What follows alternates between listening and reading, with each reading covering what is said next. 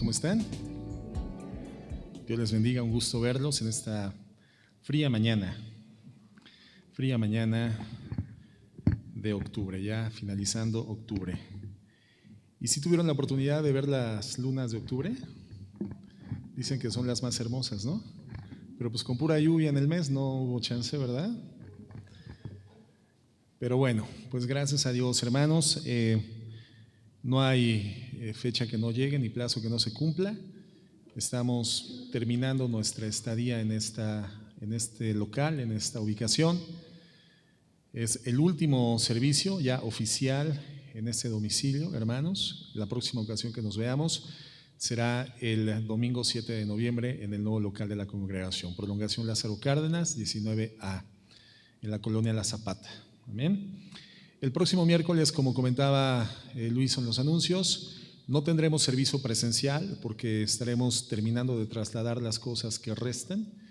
Justamente el día miércoles se termina de trasladar el equipo de audio, el sonido y algunas otras cosas, por lo que entonces no tendremos propiamente una ubicación donde reunirnos, pero sí va a ser transmitida la enseñanza por medios electrónicos a través de la página de Facebook, Casa de Oración Uruapan Multimedia, 7 de la noche de manera completamente normal.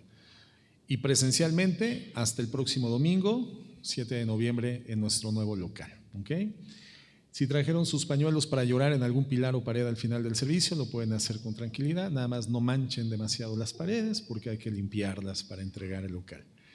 Pero ya, concluimos aquí. Nuestro Dios es un Dios de procesos completos y no hay duda de que lo que teníamos que hacer y desarrollar aquí pues ha llegado a su término, pero continuamos en otra localidad, en otra ubicación. Amén. Bueno, pues muy contentos por este cambio que ya estamos terminando de procesar. El día de hoy justamente, hermanos, vamos a dar finalización a nuestra serie temática Consejos prácticos para la vida cristiana. Estamos concluyendo con esto, por lo tanto, a partir del próximo domingo iniciaremos con una nueva serie y bueno, con la expectativa de qué es lo que Dios tiene para nuestras vidas. El día de hoy vamos a tratar como consejo práctico la necesidad, hermanos, de ataviarnos, vestirnos, acondicionarnos de forma correcta para esto que la Biblia define como nuestra batalla espiritual, una contienda en la que nos encontramos insertos a partir del momento mismo de nuestra redención por la gracia. Nos encontramos en una guerra, lo hemos comentado. Nuestro enemigo es un enemigo muy fuerte, muy poderoso, sabio, añejo, un enemigo que ha transitado a lo largo de la historia de la humanidad desde antes. De hecho, él se encontraba ya en esta tierra. Él anticipa su llegada a esta tierra por causa de un juicio divino antes de que el hombre mismo fuera creado por el Señor. Y entonces estamos hablando de Satanás, pero ni siquiera en forma individual. Satanás se encuentra orquestando un ataque en contra de la humanidad, particularmente de los hijos de Dios, con una hueste espiritual.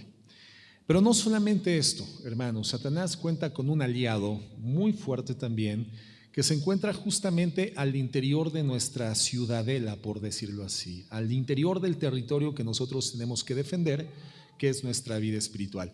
Y ese aliado es tan potente y tan eficaz como Satanás mismo. Y me estoy refiriendo a nuestra propia carne. La inclinación que nosotros tenemos a la carnalidad, a la pecaminosidad, a ceder a la seducción de la gama diversa de las alternativas pecaminosas que tenemos en nuestro mundo. Por lo tanto, con enemigos de este calibre, de este calado, parecería que nos encontramos sin la alternativa, sin la posibilidad de vencer. Y honestamente no podemos vencer. En condición humana, en facultades intelectivas, en habilidades técnicas, en el manejo de nuestra historicidad o experiencia, en el aprendizaje de los antecedentes para poder articular buenas decisiones al futuro, no tenemos ninguna expectativa de vencer a este enemigo bien equipado. Pero la buena noticia es que nuestro comandante en jefe en esta guerra se llama Jesucristo. Esa es la extraordinaria noticia. Y Jesucristo nos provee de una armadura tan efectiva que si la vestimos todos los días, tenemos garantizada la capacidad de ejercer prácticamente su victoria. Porque recordemos que nuestra participación en esta contienda no es por la victoria. La victoria ya fue ganada por Cristo en la cruz del Calvario. Y despojando a principados y potestades, les exhibió públicamente, triunfando sobre de ellos en la cruz del Calvario. Y esa es la definición de una victoria perfecta, eterna, a la que no debemos ni podemos añadir absolutamente nada. Cristo ha ganado, Él ha vencido a Satanás, a las huestes espirituales. Por lo tanto, su actividad en este mundo tiene fecha de caducidad, tiene fecha de vencimiento, y nosotros entonces participamos ejerciendo la victoria que Cristo ya ganó en la cruz. Es decir, nuestra participación no es por la victoria, es desde la victoria de nuestro Señor Jesucristo. Pero como comentaba, somos incorporados en esta batalla en el mismo momento de nuestra salvación, en el tiempo en el cual por el Evangelio hemos creído en la redención que el Señor nos da. A partir de ese momento el Espíritu Santo nos da convicción de pecado y nos hace consistentes y conscientes de nuestra necesidad de arrepentimiento y salvación en Cristo Jesús. En ese momento somos incorporados a la batalla espiritual. Quiere decir que por cuanto somos salvos, estamos incorporados al ejército de Dios y hemos declarado la guerra en contra de aquel que en el pasado era nuestro comandante en jefe, Satanás. Hoy le hemos dado la espalda por causa de la redención y se ha constituido entonces en nuestro enemigo común. Todo lo que hacemos entonces, hermanos, en nuestra vida como hijos de Dios, puede sumar a favor o restar en contra de nuestro comandante en jefe, que es Jesucristo. Y puede entonces también operar a favor o en contra de nuestro enemigo, que es Satanás. La pregunta sería entonces, ¿de qué lado estás peleando? ¿En qué ejército realmente estás teniendo participación? Porque cada ser humano pertenece a uno o a otro ejército. ¿Cuál es entonces la participación que estamos teniendo en términos reales? Y una de las formas más fáciles y eficaces de identificar de forma simple en dónde estamos ubicados es a través de la vestimenta que portamos. Porque el ejército de Jesucristo viste una armadura que lo distingue. En esta mañana, en el libro de los Efesios, vamos a ver 3 acciones que como soldados de Jesucristo debemos de tomar para mantenernos firmes y de pie en esta contienda espiritual. En primer lugar, tenemos que reconocer la procedencia del poder para participar en esta batalla. ¿De dónde proviene nuestro poder? En segundo lugar, identificar quién es nuestro enemigo para poder efectuar de forma correcta nuestra participación, identificar al enemigo. Hermano, no podemos nosotros aspirar a una participación efectiva con miras al ejercicio de la victoria de Cristo si no sabemos quién es nuestro enemigo. Y en tercer lugar, tenemos que colocarnos toda la armadura para participar en esta batalla. Efesios 6, vamos ahí, verso 10, por favor. El apóstol Pablo, inspirado por el Espíritu Santo, dice así: por lo demás, hermanos míos, fortaleceos en el Señor y en el poder de su fuerza.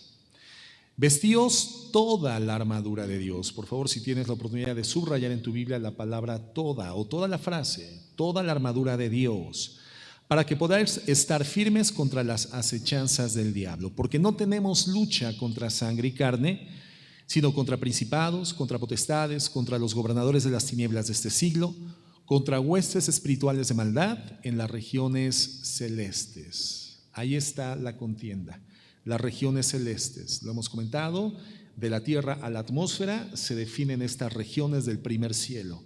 El segundo cielo es un cielo astronómico, es donde los telescopios de la tecnología humana nos permiten llegar a través de la observación a distancia. Y el tercer cielo es el cielo de Dios, donde ni la tecnología ni las facultades humanas nos permiten acceder. Es ahí donde se encuentra la ciudad de Dios, la Nueva Jerusalén, de donde descenderá a la tierra en la fase final de la información que la Biblia nos otorga en miras proféticas de lo que está por suceder. El primer cielo, entre la tierra y la atmósfera, se encuentran ubicados estos que están siendo mencionados en la Biblia. Por tanto, dice la Biblia en el verso 13, tomad toda la armadura de Dios para que podáis resistir en el día malo y habiendo acabado todo, estar firmes. Clave esta última frase, estar firmes, verso 14. Nuevamente, estar firmes, ceñidos vuestros lomos con la verdad, con la verdad. vestidos con la coraza de justicia y calzados los pies con el apresto del evangelio de la paz.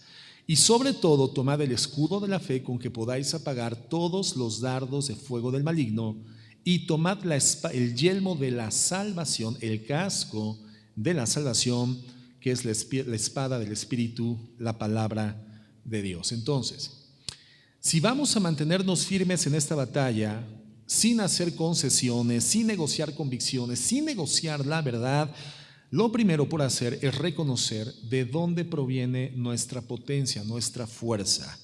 Fíjate cómo habla Pablo en el versículo 10. Dice: por lo demás, hermanos míos. Muy importante la mención de esta expresión o término de hermandad. Por lo demás, hermanos míos. Es la primera vez que en la carta Pablo se refiere a su audiencia de esta forma, como hermanos.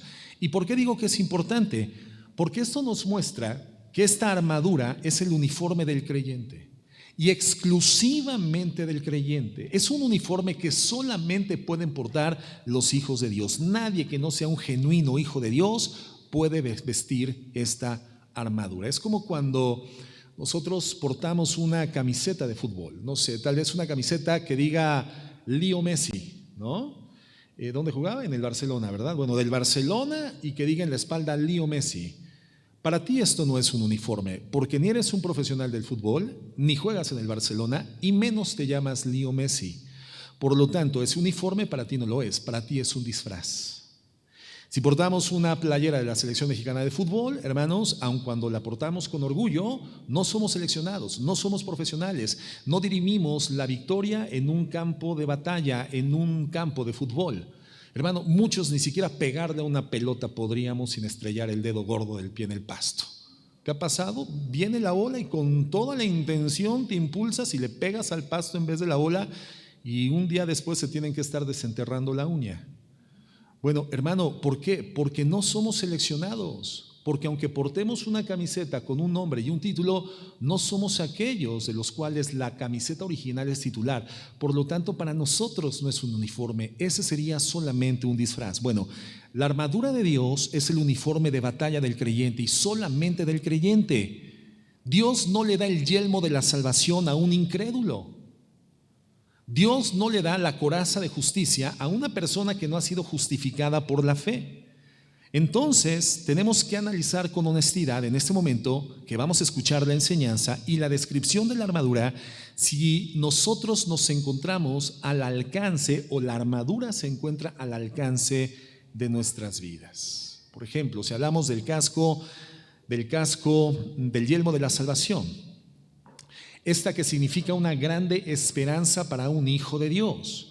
Si tú no tienes esta esperanza de la redención futura en la presencia eterna del Señor, entonces ni siquiera tendrías la certidumbre de qué es lo que va a suceder con tu persona si el día de hoy murieras. Por lo tanto, tú no tienes esta esperanza de la salvación eterna, y sin este casco en tu cabeza vas a morir. Cualquier herida en la cabeza siempre es una herida mortal, y por lo tanto no podrías prevalecer en esta batalla. Entonces, ¿qué tendríamos que hacer si a lo largo del estudio identificamos que no tenemos nosotros acceso a este uniforme, no podemos portarlo porque no nos encontramos en condición redimida? Pues lo que tendrías que hacer es literalmente huir de la ira de Dios, arrepentirte, confiar en Cristo para que Dios te rescate del reino de las tinieblas y te transfiera a una posición dentro de su ejército. Hay que obedecer a Cristo, hay que confiar en Él. Y si no lo hemos hecho, hermanos, entonces la Escritura nos explicará la forma en la cual debemos de hacerlo, porque en este momento entonces esta armadura no sería tuya. Para el creyente, Pablo da una instrucción y dice: fortaleceos en el Señor y en el poder de su fuerza.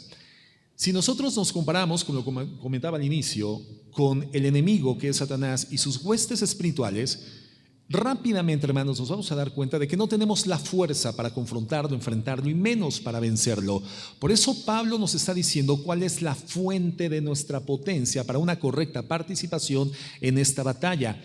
El Señor Jesucristo es la fuente del poder. Fortaleceos en el Señor y en el poder de su fuerza. ¿Cómo es que Jesucristo nos va a constituir en soldados fuertes. ¿De qué manera vamos a ser soldados firmes, sólidos, fuertes, adiestrados para la batalla? El verso 11 nos lo dice, Efesios 6:11, vistiéndonos de toda la armadura de Dios. Sin la armadura de Dios simplemente somos hombres débiles, hombres y mujeres débiles. Con la armadura de Dios somos soldados fuertes, hermanos, soldados fuertes.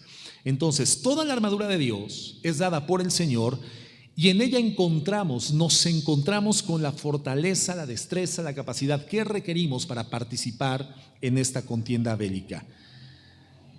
¿Con qué nos vamos a encontrar portando toda la armadura de Dios? Vamos a encontrarnos con la verdad, con la justicia, con el evangelio, con la salvación y con la palabra de Dios. La verdad, la justicia, el evangelio, la salvación y la palabra de Dios. Esa, hermanos, es nuestra armadura. Y la armadura lleva implícita la fortaleza del Señor. Entonces, dependiendo de su poder. Pero también es un mandato. Tenemos que vestirnos todos los días con la armadura de Dios, de toda la armadura. Si no lo hacemos así, hermanos, la Biblia garantiza que vamos a caer en el campo de batalla. No solamente una parte de la armadura, sino toda la armadura de Dios. Y los versos claves, verso 11, para que podamos estar firmes. Verso 13, habiendo acabado esto, estar firmes. Y verso 14, nuevamente estar firmes. ¿Qué es la firmeza? Lo hemos definido. Es estar en una ubicación sólidamente establecido, estables, sin movernos, apoyados en un cimiento inamovible de forma permanente. Eso significa estar firmes. Entonces, ¿a qué nos llama la Biblia, hermanos? A estar firmes, a mantenernos firmes en una posición bélica. Tenemos que estar firmes en un posicionamiento estratégico para la participación eficaz en esta contienda bélico-espiritual. No podemos separarnos, desubicarnos o mudarnos de esa ubicación. Tenemos un posicionamiento estratégico dado por Dios y en ese tenemos que permanecer firmes. En una guerra, si un soldado o un batallón abandona su posición, los resultados, hermanos, literalmente son catastróficos. El batallón que desocupa su posición original en la contienda está negociando la victoria. Si nosotros, hermanos, nos movilizamos de la posición en la que debemos estar firmes, comenzamos a negociar convicciones, comenzamos a negociar la verdad, comenzamos a negociar nuestra certidumbre de hijos de Dios. La garantía entonces es que nos colocamos toda la armadura de Dios y entonces no seremos vencidos en esta batalla. Efesios 6:13 nuevamente dice así: por tanto, tomad toda la armadura de Dios para que podáis resistir en el día malo y habiendo acabado todo, fíjate en esta expresión, habiendo acabado todo, estar firmes. ¿Qué significa? Que estaremos firmes para la batalla, durante la batalla y al final de la batalla. Durante todo el proceso de la contienda no nos habremos movilizado de nuestra posición, de nuestra convicción y de la defensa de la verdad. Habremos mantenido nuestra vida sin negociar nuestras convicciones como hijos de Dios. Y esa es una meta para nosotros como cristianos en esta tierra: caminar cada día de nuestra vida sin negociar nuestras convicciones espirituales. Porque lamentablemente la realidad es que todos los días nos enteramos de una mayor cantidad de hijos de Dios que están justamente en el proceso de negociar su posición. Están negociando con sus convicciones, están negociando con la verdad, buscando de alguna forma una manera más agradable de coexistencia en esta tierra, en estas condiciones de oscuridad y de maldad. Entonces, es triste que muchos cristianos viven sus vidas sin entender la seriedad de esta situación de guerra. No entienden que estamos en una contienda y no entienden que los días en los que estamos son días malos. Como lo hemos estudiado los miércoles, hermanos, en Efesios 5:14. Vamos ahí, por favor. Dice así: días malos, hermanos, por lo cual dice: despiértate tú que duermes. O sea, el Hijo de Dios no puede permanecer en una condición somnolienta, de somnolencia, no puede dormir. ¿Por qué? Porque los días no son propicios para descansar. En términos reales, tenemos que ser conscientes de que estamos en un medio ambiente de contienda espiritual. Despiértate tú que duermes y levántate de los muertos. El colchón cómodo donde te has posicionado a fin de mantener inactiva tu vida espiritual infuncional es un colchón de muerte, de podredumbre, es un colchón de corrupción. Levántate de los muertos y la luz de Cristo nuevamente iluminará tu mente, tu conciencia, tu alma, tu corazón. Mirad pues con diligencia cómo andéis, no como necios, sino como sabios. ¿Cómo vives? No como un necio, sino como un sabio, aprovechando bien el tiempo. ¿Por qué? Porque los días son malos. Y tenemos entonces que fortalecernos en el poder de la fuerza de Cristo, porque si no, en estos días malos tenemos garantizada la muerte. Los días son malos. Dependemos totalmente del poder de Dios. Totalmente. El mandato, por lo tanto, es que nos vistamos todos los días de la armadura de Dios para la batalla. Los días son malos. Entonces, lo primero que tenemos que reconocer, hermanos, ¿cuál es la procedencia? La procedencia de nuestro poder, y este es Jesucristo, la comunión íntima con el Señor. En segundo lugar, identificar quién es nuestro enemigo. Tu enemigo, sin importar la degradación de las relaciones humanas que eventualmente podemos sostener con otras personas, nuestros enemigos no son las personas, nuestros enemigos no son humanos, no son de carne y hueso, lo dice la Biblia, verso 12, Efesios 6, porque no tenemos lucha contra sangre y carne, sino contra principados, contra potestades, contra los gobernadores de las tinieblas de este siglo, contra huestes espirituales de maldad en las regiones celestes. Sorprendente este versículo, hermanos, porque las condiciones en las que vivimos nosotros literalmente son descritas, saturadas de un ambiente espiritual real, operativo y maligno en contra de nuestras integridades espirituales, absolutamente invisibles, pero real, absolutamente real. Aunque no lo podamos ver, aunque no lo podamos palpar, esto está manifestándose ingrávidamente en la condición atmosférica de la tierra. Pero cuando leemos esta escritura, algo más sorprendente, hermanos, es que en medio de las condiciones que estaba experimentando el apóstol Pablo, el Espíritu Santo inspira en él esta verdad extraordinaria. Pablo, hermanos, de acuerdo a la escritura, estaba siendo azotado por manos de personas malvadas, apedreado por personas malvadas, perseguido por personas, maltratado por personas, humillado por personas. Y cuando escribe esta carta se encontraba privado de su libertad, estaba preso literalmente. El verso 20 dice: soy embajador del evangelio en cadenas, apresado y privado de su libertad por personas.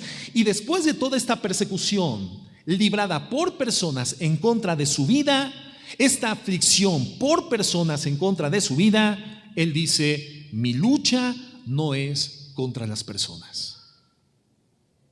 Mi lucha no es contra las personas que están afligiendo mi vida.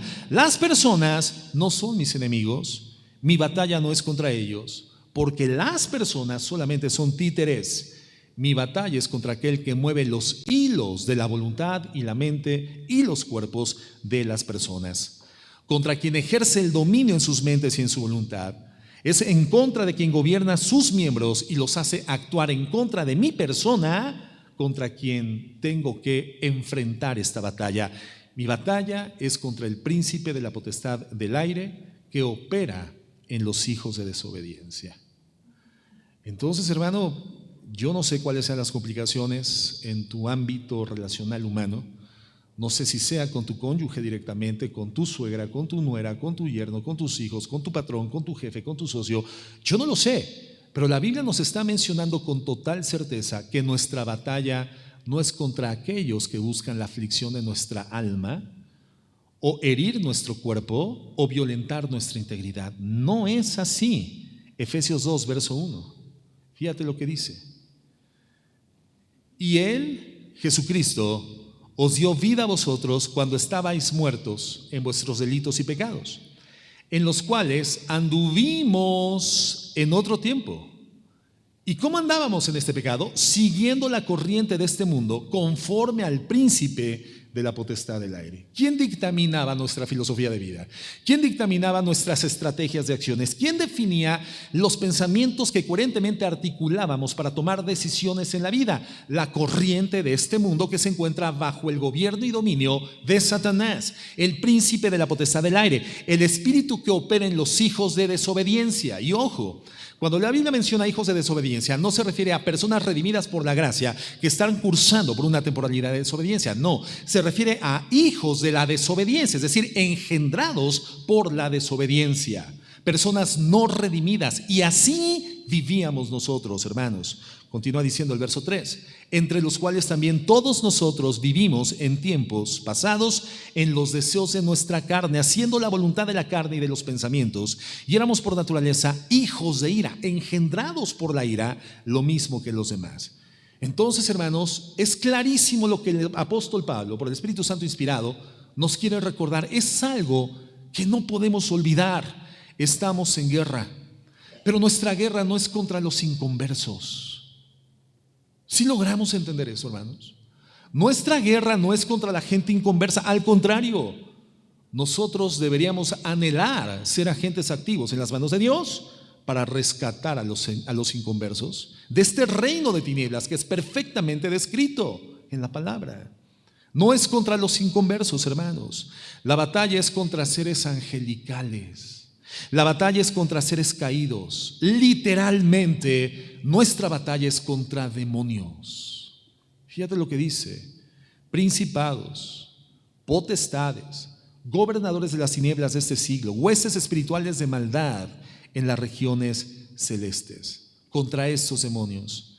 Y Pablo está refiriéndose a diferentes tipos y rangos de actividad espiritual demoníaca, invisible, ingrávida, pero absolutamente real. Ahora, cuando nosotros vamos a la palabra de Dios y revisamos la información sobre la creación del Señor, vemos cómo el Señor en el mundo preadámico, antes de Adán, genera la creación de millones y millones de ángeles, con libre albedrío, de la misma forma en la cual crea al ser humano.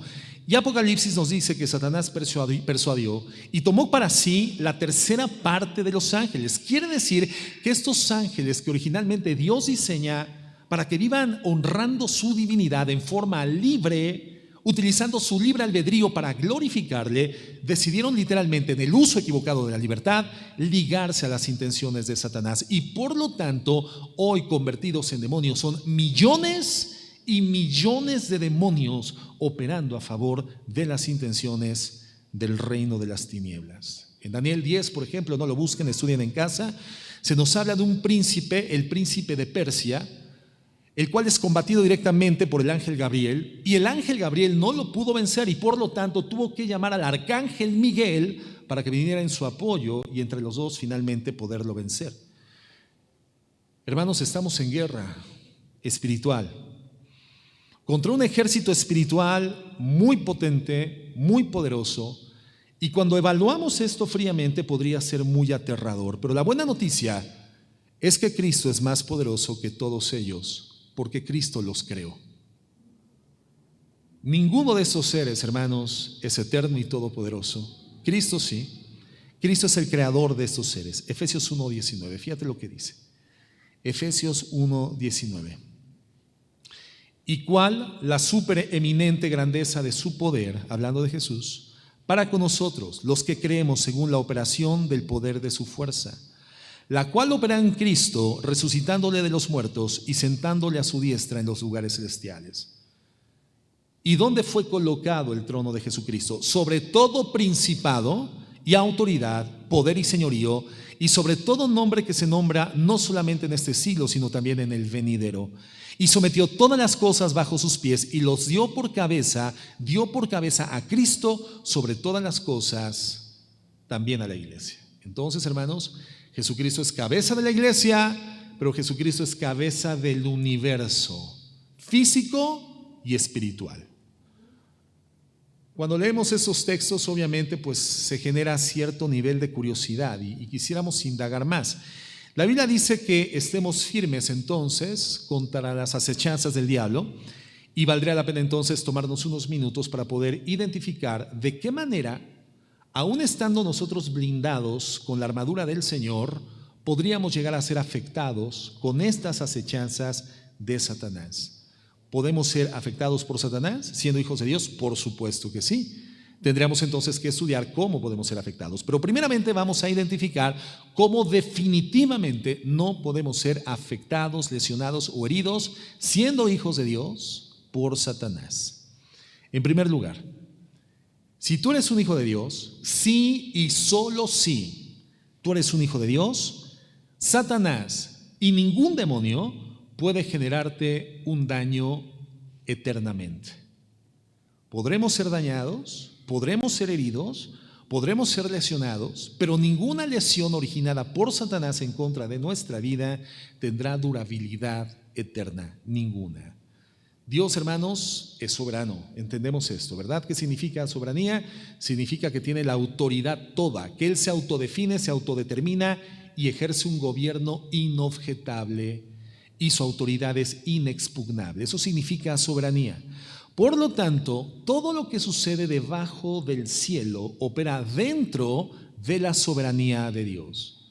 Y Romanos 8 nos dice que todas las cosas que suceden en la vida de los hijos de Dios suceden permitidas por la soberanía de Dios para nuestro bienestar.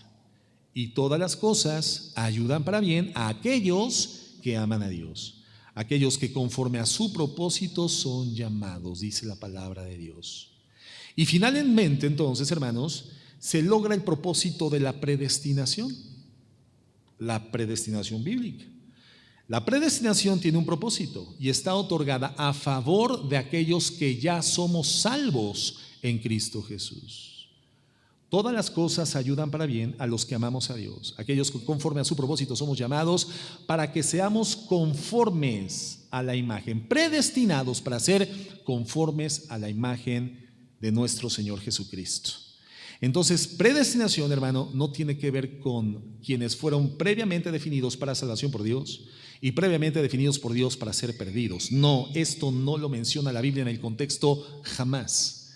La palabra de Dios menciona predestinación para definir a aquellos que ya siendo salvos por los méritos de Cristo en la cruz del Calvario y habiendo depositado su fe en este mensaje del Evangelio, entonces Dios para ellos predestina un futuro. Predestinación del griego progorizo, que es un objetivo, un horizonte, una meta a alcanzar. La meta, el horizonte, la predestinación para un hijo de Dios es ser conforme a la imagen de su Hijo Jesucristo. ¿Tú eres salvo? Para ti es la predestinación. Tú no fuiste predestinado para ser salvo, no.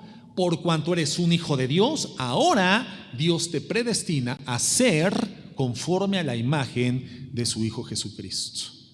Entonces, el mayor bienestar que un hijo de Dios puede adquirir en esta tierra, experimentar en su vida humana, redimido por la gracia, es cada día ser más semejante en carácter y en personalidad a nuestro Señor Jesucristo. Imagen del griego eikon, que significa la reproducción de un original o la copia de un original. A eso somos llamados, para eso los hijos de Dios somos predestinados, para cada día progresivamente avanzar en la constitución de una identidad que refleje más nítidamente el carácter y la personalidad de nuestro Señor Jesucristo. Entonces, sí, Satanás es muy fuerte. Satanás puede generar circunstancias contradictorias en contra de nuestras vidas. Pero ninguna circunstancia en contra de nuestra vida propiciada por Satanás es de valor eterno.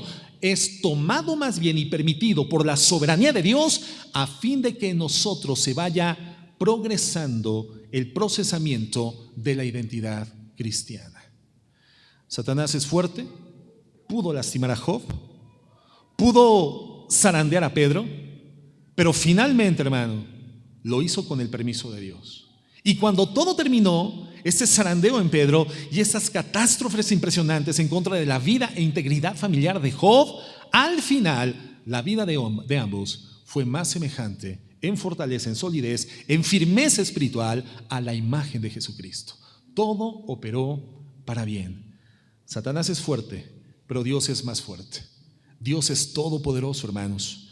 Dios usa a Satanás para cumplir con sus propósitos si es necesario. Por lo tanto, cuando seamos lesionados por Satanás, tenemos que entender, esa lesión no es eterna. Y en las manos de Dios, hermanos, bajo la soberanía de Dios, ese ataque, esa herida o esa lesión terminará procesando en nosotros, como hijos del Señor, un mayor bienestar, una imagen cada vez más semejante a la de nuestro Señor Jesucristo. Número 2, ¿qué no pueden hacer los demonios? Bueno, los demonios no pueden hacerte pecar. Tú eres un hijo de Dios. Los demonios no pueden hacerte pecar, no pueden obligarte a pecar. La Escritura dice que ya no somos esclavos del pecado. Por lo tanto, ¿qué significa esto? Que la titularidad sobre nuestra vida, la titularidad sobre nuestra voluntad ya no la tiene Satanás. Por lo tanto, Satanás no puede obligarnos, legalmente está imposibilitado para forzarnos a pecar, para obligarnos a pecar. Ya no somos esclavos suyos. Los demonios no pueden poseernos. Los demonios a un hijo de Dios no lo pueden demonizar, a un cristiano no lo pueden controlar. No pueden aperturar la mente obligando la conciencia del cristiano para infiltrar ideas demoníacas, no. Pero generalmente nosotros nos hemos acomodado en echarle la culpa a Satanás y a sus demonios cuando nosotros voluntariamente asumimos la responsabilidad de pecar. Buscamos continuamente la forma de transferir la responsabilidad a un tercero. Si un demonio pudiera controlar la mente de un hijo de Dios con inmoralidad sexual, por ejemplo, entonces ese hijo de Dios tendría una justificante legal para pecar con inmoralidad sexual sin ser juzgado justamente por Dios. Porque entonces habría una infiltración sobre su mente, voluntad y cuerpo, sus acciones y decisiones incontrolables para él, y por lo tanto carecería de la responsabilidad moral y espiritual delante de un Dios justo. Pero no es así. Santiago nos dice que esto no es así. Un demonio puede tentarnos, por supuesto que sí, pero de ninguna forma puede obligarnos a pecar. Somos responsables moralmente delante de Dios. Santiago 1:14 dice esto: sino que cada uno de nosotros es tentado cuando de su propia concupiscencia o pasiones carnales es atraído y seducido. Entonces la concupiscencia, después que ha concebido, da a luz el pecado, y el pecado, siendo consumado, da a luz la muerte. Pregunta: en esta descripción del proceso natural del pecado en la vida de un hijo de Dios, ¿dónde aparecen los demonios? ¿Dónde aparece Satanás? No están presentes. En esta descripción de Santiago, ni siquiera Satanás y los demonios tienen participación. Todo opera en la capacidad interna, carnal, de pecar. Por eso comentábamos al principio que un aliado muy potente de Satanás en esta contienda es nuestra propia inclinación al pecado. Nuestra carne está infiltrada en el terreno que nosotros somos como hijos de Dios llamados a defender a través de una posición firme. Cuando nosotros mismos de nuestra propia concupiscencia somos seducidos y concebimos el pecado, entonces solamente es cuestión de tiempo para que la concepción del pecado dé a luz la muerte. Lo hemos comentado en el caso, por ejemplo, de una mujer embarazada. Tú ves a una mujer embarazada y solamente es cuestión de tiempo para que esa mujer tenga un bebé fuera de su vientre después de una temporalidad. 9 meses, por ejemplo, ¿no? ¿Por qué? Porque se concibió al interior de su vientre. Solo es cuestión de tiempo. Así es el pecado. Y en esta comisión del pecado, Satanás no aparece. Todo es una condición humana. Entonces, no estamos obligados a pecar por Satanás. Dios nunca nos va a dejar ser tentados más allá de lo que podamos resistir. Si tú tienes una idea pecaminosa en tu mente, es tu propia concupiscencia, no un demonio. Ahora, un demonio puede acercar una tentación para que tu concupiscencia interna se vea inclinada a fin de seducirte y rendir tu vida y tus miembros nuevamente a la esclavitud de la ejecución del pecado. Por supuesto que sí, pero esto será tu decisión personal, libre y voluntaria. Bueno, entonces, esto es lo que Satanás y sus demonios no pueden hacer en contra de nuestras vidas. No pueden obligarnos a pecar. No pueden demonizar ni poseer nuestras mentes, voluntades y cuerpos. Y el daño que puedan generar en contra de nuestras vidas nunca será eterno.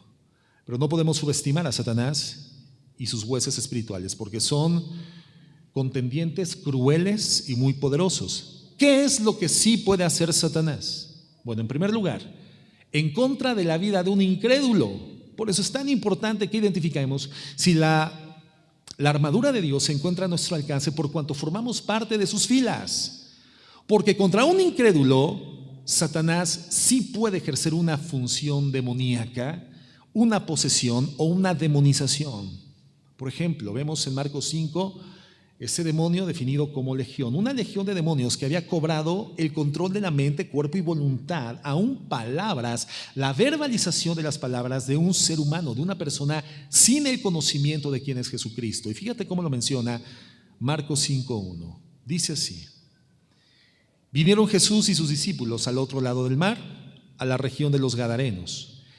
Y cuando salió él de la barca, enseguida vino a su encuentro de los sepulcros un hombre con espíritu inmundo. O sea, habitaba dentro de él este espíritu inmundo, que tenía su morada, ¿en dónde, hermanos? En los sepulcros. Este hombre habitaba en los cementerios. ¿Quién en estado de conciencia, coherencia, equilibrio mental, en el uso de su libre albedrío, con autoridad sobre su propia vida, con dominio propio, establecería su morada en un cementerio, hermano, en un sepulcro? Nadie en estado de conciencia, pero este hombre tenía su morada en los sepulcros y nadie podía atarle ni aun con cadenas. La fortaleza de este hombre, generada por esta posesión demoníaca, era incontrolable, porque muchas veces había sido atado con grillos y cadenas, mas las cadenas habían sido hechas pedazos por él y desmenuzados los grillos. La fortaleza que se requiere para con las manos poder destruir metales sólidos, metales fuertes,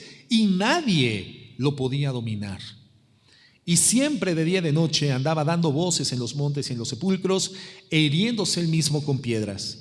Cuando vio pues a Jesús de lejos, corrió y se arrodilló ante él. ¿Quién? ¿Este hombre? ¿Este hombre usó su voluntad para rendirse de rodillas delante de Dios? No, no era la voluntad del hombre en acción. Fíjate lo que dice: y clamando a gran voz dijo: ¿qué tienes conmigo, Jesús, Hijo del Dios Altísimo?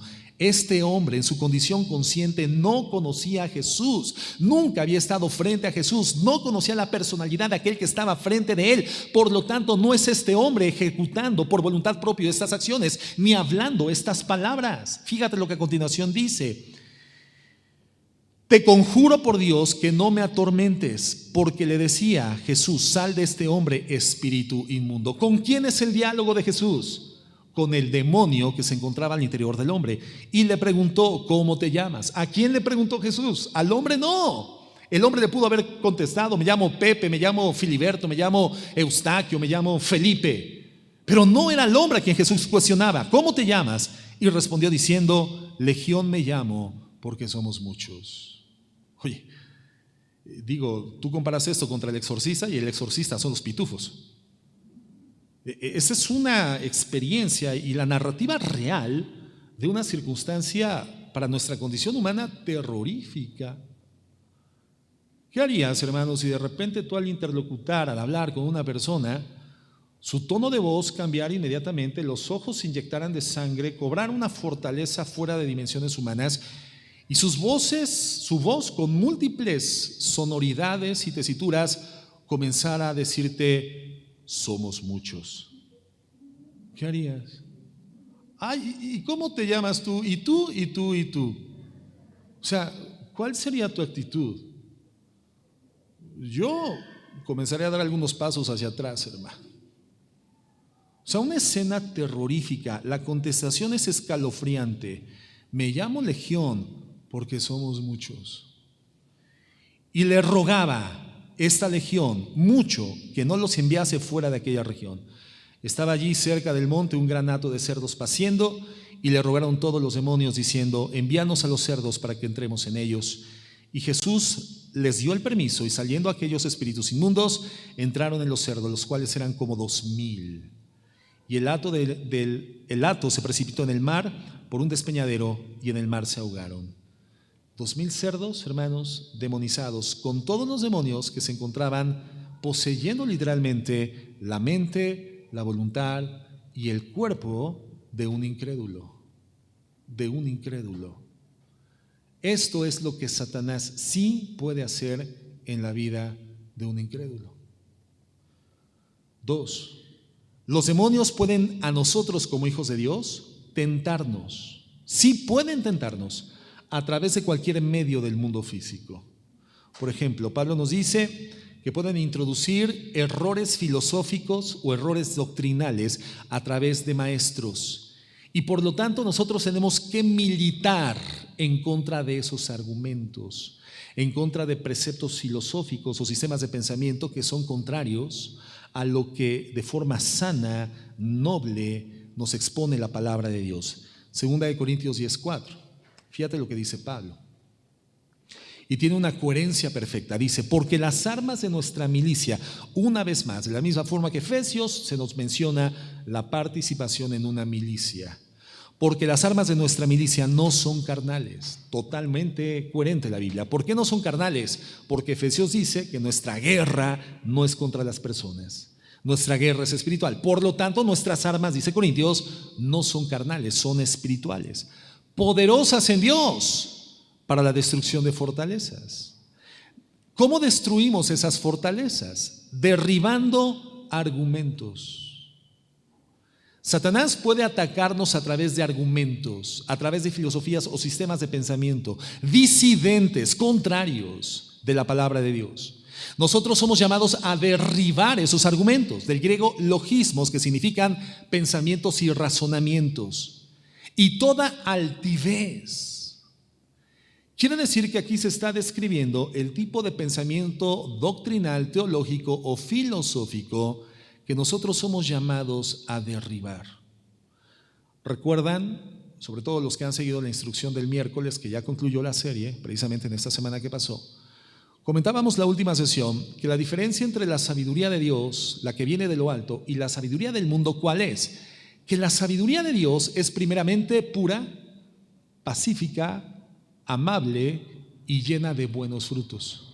Y produce en quien la tiene un fruto de justicia y de paz, o sea, estabilidad, ecuanimidad, equilibrio, sagacidad mental por causa del conocimiento de la palabra de Dios, una vida correcta, una vida llena de sentido, llena de significado, que permea todo el ambiente de vida de tu familia, de tu matrimonio, y donde tú estás, permeas esa realidad. Esa es la evidencia de que estás siendo gobernado por la sabiduría que viene de lo alto, la sabiduría de Dios. Los logismos de Dios, los pensamientos de Dios, los argumentos de Dios, la voluntad de Dios gobernando tu vida. Pero ¿cuál es la característica particular de la sabiduría que es terrenal, animal y diabólica? Que causa divisiones, celos amargos, egocentrismo, altivez del alma humana. ¿Cómo podemos identificar si una premisa filosófica o teológica no procede de Dios, hermano? Y puede ser que algunos no tengamos o no tengan los conocimientos antecedentes teológicos o doctrinales suficientes para finamente poder esgrimir la palabra y poder desarmar un argumento que no es bíblico. No importa, tú puedes juzgar con absoluta certidumbre por sus resultados. Si el precepto filosófico o teológico que pretende infiltrarse como una verdad o como algo disfrazado de verdad al ambiente cristiano produce en quienes enuncian los principios altivez mental, ego, orgullo, que finalmente desacredita las perspectivas teológicas de otros, desacredita el cristianismo de quienes no piensan como ellos. Hermanos, esto es una altivez. Produce divisiones, deslealtades. Esto es lo que la Biblia menciona como argumentos que nosotros tenemos que derribar. Toda altivez que se levanta contra el conocimiento de Dios. ¿Y cómo lo hacemos? Llevando cautivo todo pensamiento, no a la persona, sino todo pensamiento a la obediencia a Cristo. Somos llamados, hermanos, a derribar argumentos, porque esos argumentos del enemigo sí pueden representar para nosotros un ataque que inflinja, que hiera, que disminuya la potencia de nuestra vida espiritual personal o eclesiástica. Además de esto, Pensemos en Job, por ejemplo. Satanás pudo hacer bajar fuego del cielo y que en un día murieran todos sus siervos. Satanás pudo generar un viento que destruyera y matara la vida de todos los hijos de Job. Pudo infiltrar una bacteria maligna en el cuerpo de Job que lo llenó de una sarna terrible. ¿Tú crees que Satanás no pueda manipular algo del ecosistema, algo del medio ambiente atmosférico y producir una atmósfera de lluvia para que los hermanos en la fe se desanimen a venir a la congregación? ¿Tú crees que Satanás no tiene el poder de hacer sonar una licuadora a todo volumen a las 7 de la mañana el día que finalmente te dispusiste a iniciar comunión íntima con Dios? Claro que sí. ¿Tú crees que Satanás no tiene la facultad para generar un ambiente hostil una vez que has definido tu consagración a Cristo y que esto te desaliente y te desmotiva y te deprima? Por supuesto que sí. Claro que sí. Por eso somos llamados a no ignorar las maquinaciones de Satanás. A alguien le ha sucedido que dispone un momento específico para iniciar, en términos real, un mayor de proximidad a Dios, intimidad con Cristo, y justamente ese día las cosas no son propicias. Justamente en ese momento las cosas se complican, el medio ambiente se contamina. Hay dificultades que imposibilitan tus determinaciones firmes para tener comunión con Dios. Ahora, todo esto está sucediendo en un mundo espiritual invisible que no vemos, que no tocamos, pero somos llamados por la Biblia a ser inteligentes, a discernir, conocer las maquinaciones de Satanás. Él es poderoso para eso, para poner tentaciones delante de nuestras vidas. Él envía, nos muestra la Biblia, a sus demonios para que nos estén observando y acechando en forma minuciosa y atacarnos, hermanos, en nuestra carne, justamente cuando estamos más debilitados o deprimidos. Satanás, por ejemplo, puede llevarnos a dudar de la bondad de Dios. Él puede llevarnos a dudar del poder de Dios, de la protección de Dios.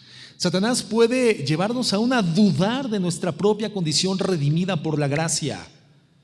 Pero fíjense en este texto, al igual que en toda la Biblia, Dios no nos dice detalladamente mucho acerca de los demonios. Todo lo que necesitamos saber de los demonios, hermanos, se encuentra en la Biblia. ¿Qué nos dice esto, hermanos? No es tan grande, tan específica o tan profunda la información al respecto del ambiente demoníaco. ¿Qué significa entonces esto? Que nuestra responsabilidad no es saber cómo operan los demonios en el mundo espiritual, no. Nuestra responsabilidad es ponernos la armadura de Dios y estar firmes contra Satanás todos los días de nuestra vida en esta tierra. No somos llamados a hacernos expertos en angelología y demonología y operaciones espirituales. No somos llamados a eso en la Biblia. Somos llamados a sabernos poner con eficacia, con prontitud y responsabilidad todos los días la armadura de Dios para poder estar firmes. Y habiendo acabado todo, habiendo terminado el día malo, estad firmes, dice la Biblia. A eso somos llamados. Entonces nuestra responsabilidad, hermanos, no es hacernos expertos en las mentiras de Satanás, sino en las verdades bíblicas para poder distinguir a la distancia la proximidad de una mentira de Satanás. Hay mucha gente, hermanos, que va más allá de la Escritura y suele buscar literatura con avidez, con un interés no santo.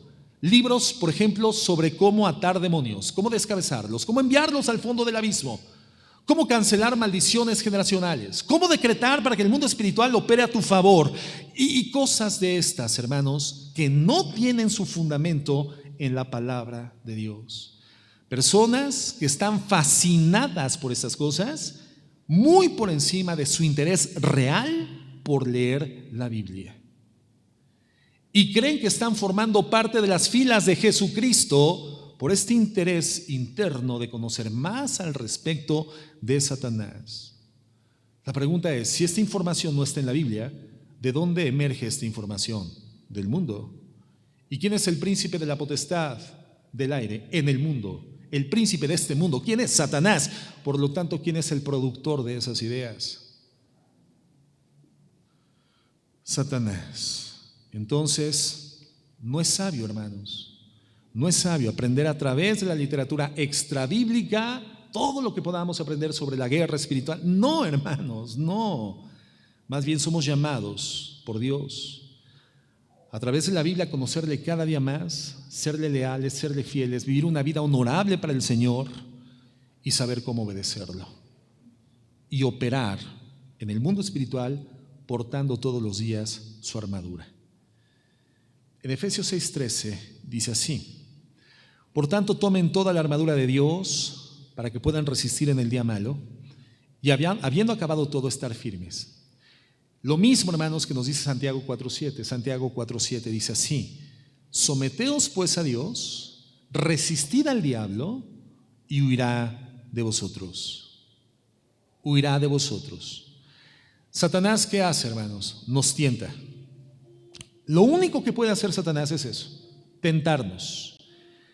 Pero si tú resistes a esta tentación, dice la Biblia que Satanás finalmente va a huir de ti. Ahora, en esa descripción sobre la forma en la cual participamos en la contienda, ¿en dónde se menciona una actitud de ofensiva? ¿Dónde dice que nosotros podemos atar demonios, reprender demonios, echarlos al abismo? ¿Dónde? Hermano, si tú no eres un ángel y no tienes en tu mano las llaves del abismo donde Satanás va a ser atado por 1000 años, tú no puedes enviar a Satanás al abismo. ¿Me explico? ¿Quién va a enviar a Satanás al fondo del abismo? Jesucristo. ¿Y quién tiene las llaves del abismo? Un ángel. Él abrirá la puerta y ahí quedará encerrado 1000 años. O sea, ¿dónde participamos nosotros en este nivel de envergadura de la operación espiritual? No tenemos participación ahí. Eso se dirime en el mundo espiritual.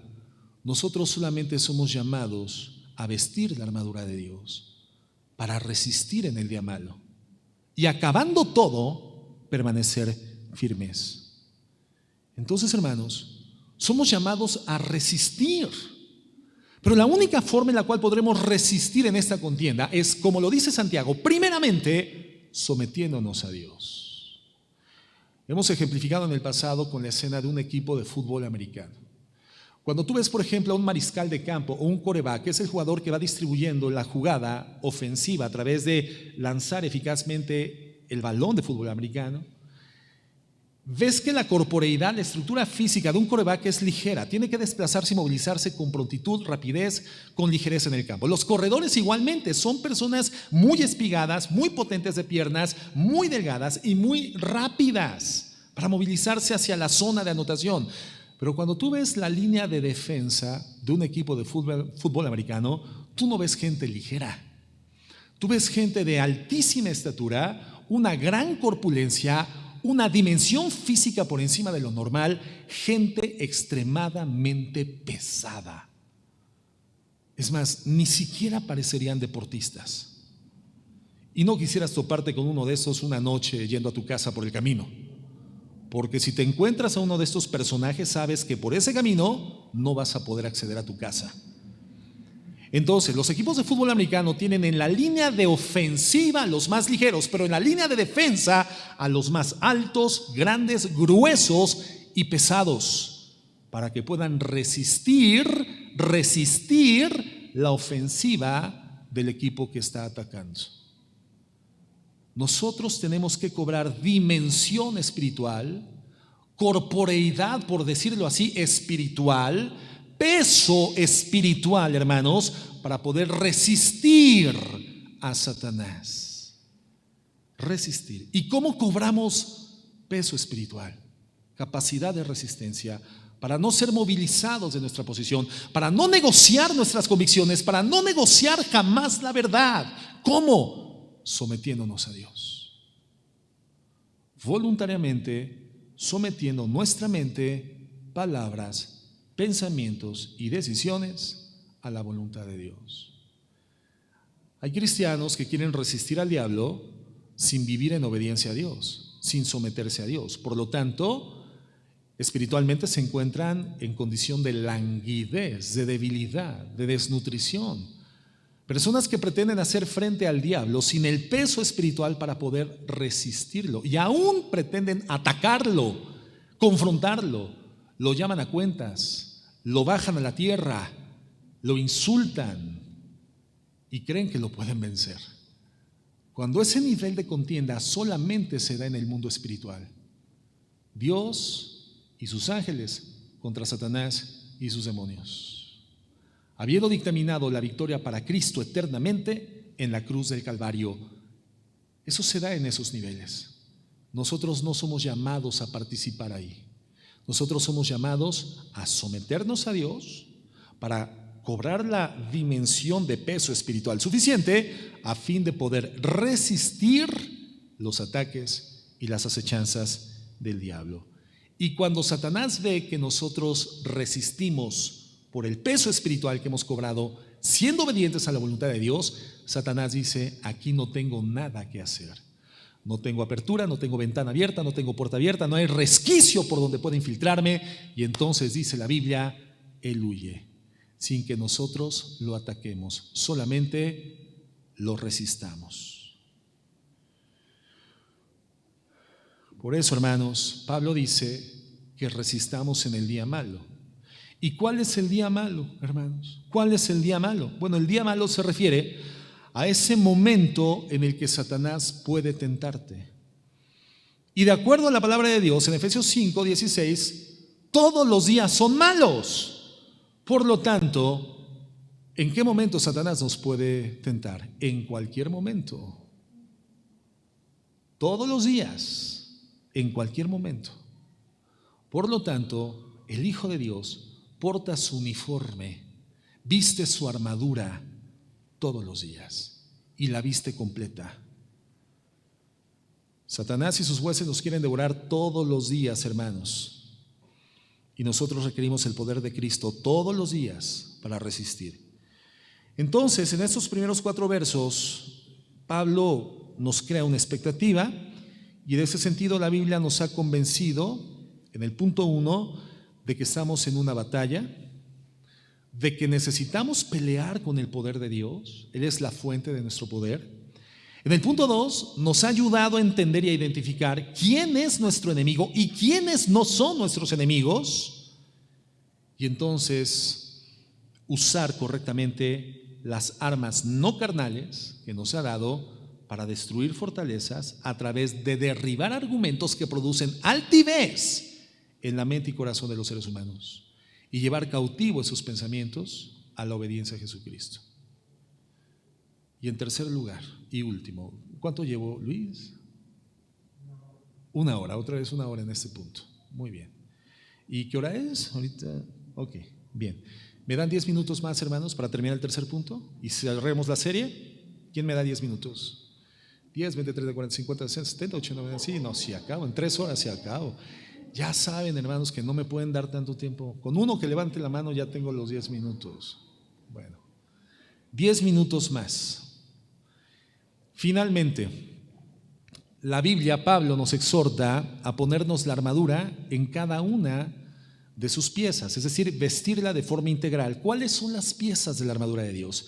El cinto, los zapatos o el apresto, la coraza, el casco o yelmo, el escudo y la espada.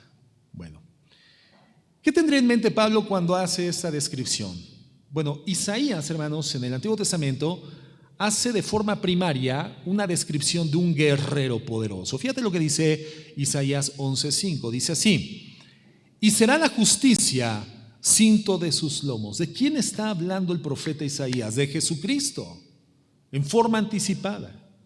¿De qué guerrero está hablando? De Jesucristo. Y la justicia será el cinto de la cintura de los lomos de Cristo, y la fidelidad ceñidor de su cintura. Isaías 59:17 dice así: pues de justicia se vistió como de una coraza, una parte integral de la armadura. De justicia se vistió como de una coraza, con yelmo, con casco de salvación en su cabeza. Tomó ropas de venganza por vestidura y se cubrió de celo como de manto. Es la descripción de la armadura de un guerrero, y el guerrero que nosotros emulamos es este. El que debemos imitar es este, Jesucristo, el comandante en jefe de las Fuerzas Armadas a las que por la redención hoy pertenecemos. Entonces veamos, En primer punto, dice la Biblia, que nos ciñamos los lomos con la verdad. Es decir, ceñir los lomos para el soldado representaba con un cinto ajustar toda la ropa que le quedaba suelta, como la capa, por ejemplo, que era una capa larga, que le servía como un cobertor para los días o las noches muy gélidas, muy frías. Esta capa era una capa que evidentemente obstaculizaría el movimiento ágil cuando ya participara en la escena de contienda, y por lo tanto todo lo que tenía flojo en su vestimenta tenía que subirlo y amarrarlo, ceñirlo a su cintura. ¿Qué es lo que nos prepara a nosotros para la batalla, hermanos? La verdad. La verdad. Si nosotros no sabemos la verdad, hermanos, no estamos listos para pelear. Habrían en el ambiente espiritual muchas ideas y conceptos que nos estorbarían como si la ropa floja colgara de nuestro cuerpo y tropezaríamos al intentar movilizarnos. Pablo nos está diciendo que en esta batalla espiritual hay que derribar, ¿se acuerdan? Argumentos, falsas enseñanzas. Si nosotros no conocemos la verdad, vamos a estar expuestos a que cualquiera de estas formas de pensamiento, filosofías, doctrinas, teologías, terminen tropezando nuestras vidas, como si nuestros propios vestidos se encontraran flojos en el momento de la batalla. Entonces, la verdad es lo que permite ceñirnos y prepararnos para la batalla. Efesios 4:14, fíjate cómo versa, dice así: ¿para qué necesitamos conocer la verdad? Para dejar de ser niños. ¿Cómo son los niños, hermanos? Fluctuantes. ¿Cuántas veces como padres, ante la rabieta de un hijo porque solicita de forma desesperada un dulce o un juguete que anhela su alma, una vez que nosotros creemos dominar la circunstancia dándole lo que arbitrariamente nos demandaba, 3 minutos después continúa demandándonos otras cosas? Por lo tanto, no controlamos nada. ¿Por qué? Porque los niños, ¿cómo son? Los niños son fluctuantes. Lo que hoy los hacía felices, mañana ya no. La mentalidad de un niño es de corto plazo y por eso fluctúa de una circunstancia gratificante a otra circunstancia gratificante todo el tiempo, porque son niños.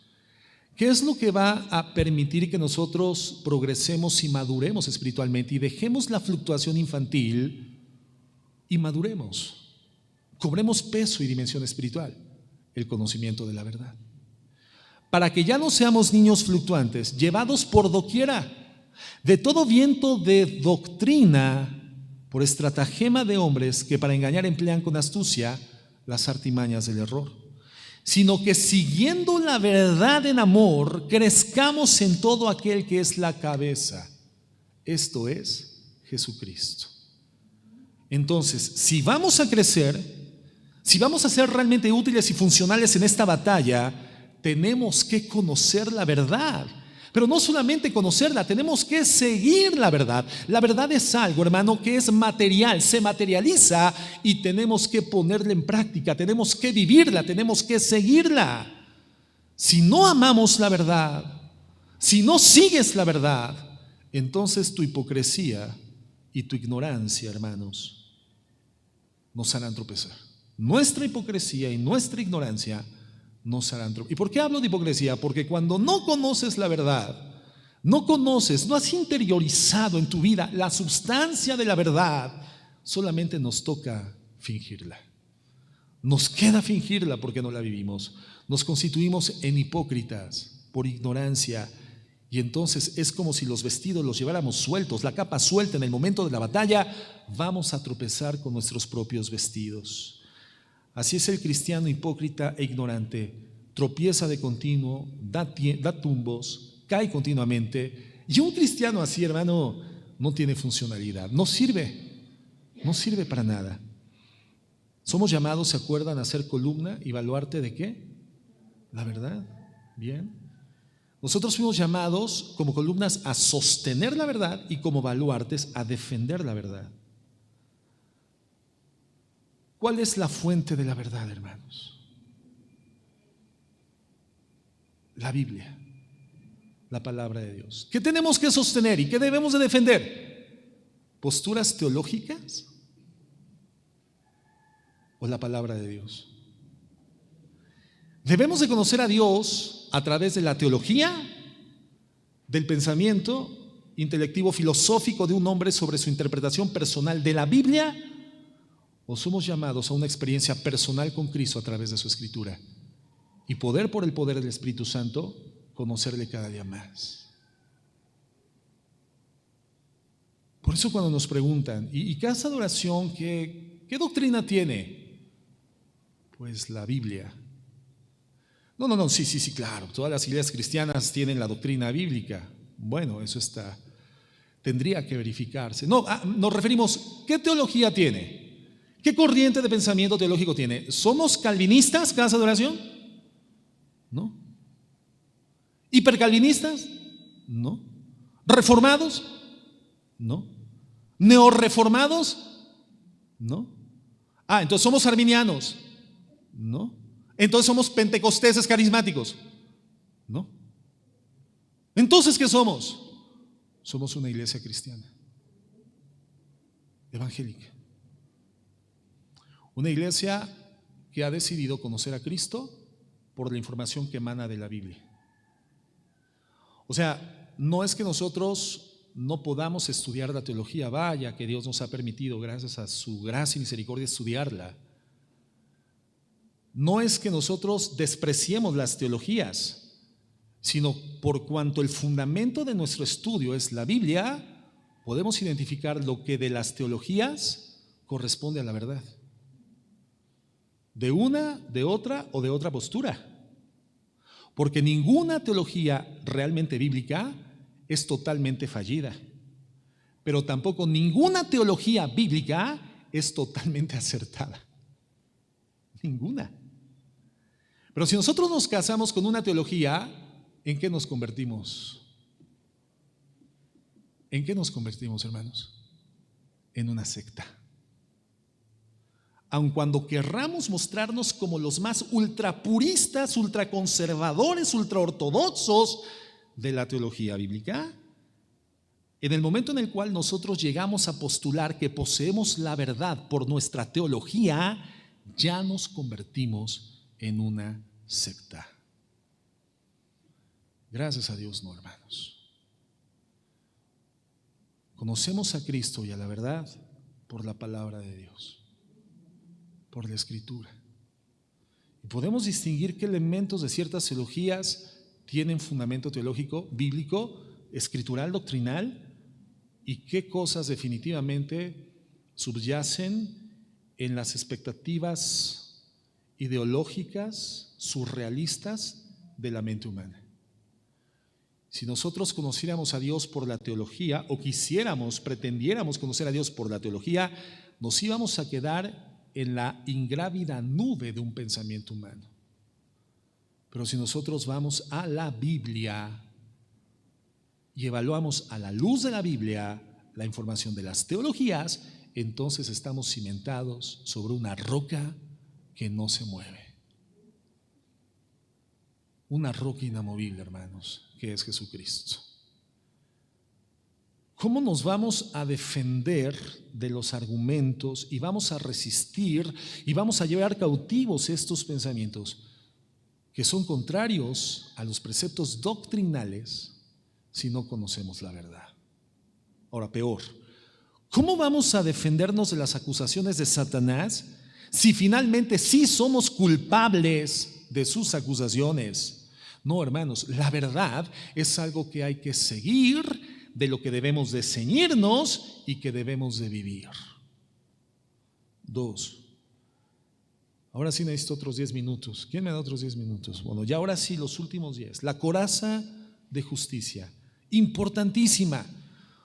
Porque la coraza protegía nada menos, hermanos, que la zona donde el cuerpo humano tiene ubicados los órganos vitales: el corazón, el páncreas, el hígado, el vaso, el vaso o la vesícula biliar, ¿verdad? Ahí están los órganos vitales, los riñones. ¿Qué le pasa a una persona si es herida en el hígado? básicamente está iniciando su proceso de muerte. Una persona es cortada en su intestino grueso o delgado, literalmente comienza a morir esa persona. La coraza representa la protección sobre los órganos vitales que garantiza, por lo tanto, la condición saludable para poder permanecer y participar efectivamente en la contienda. Bueno, nuestra coraza, dice la Biblia, es la justicia. Pero ojo, esta coraza, hermanos, es para aquel que ya ha sido salvado por Cristo, el que ya ha sido justificado, el que ya está vestido con la justicia de Cristo. Esta coraza de justicia no nos habla de una justicia humana.